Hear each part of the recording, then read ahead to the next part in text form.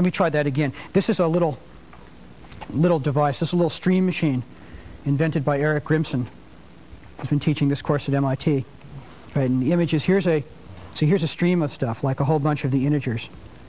Right, and here's some processing elements. And if, say it's filter of map or something.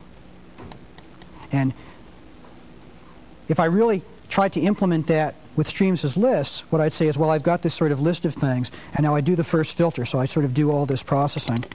But I take this and I process and I process and I process and I process, and now I've got this new stream. Right, now I take that result in my hand someplace and I put that through the second one and I process the whole thing. Right, and there's this new stream.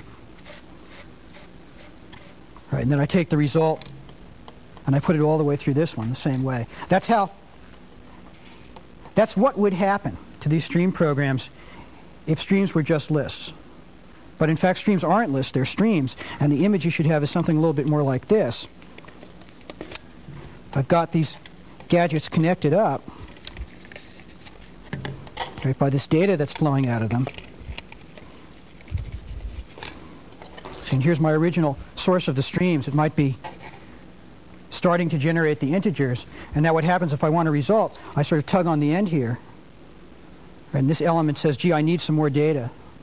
So it's sort of, this one comes here and tugs on that one. It says, gee, I need some more data.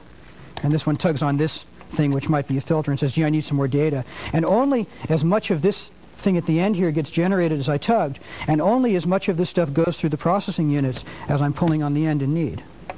Right, that's the image you should have of the difference between implementing what we're actually going to do and if streams were lists. Well, how do we make this thing? I hope you have the image. The trick is how to make it.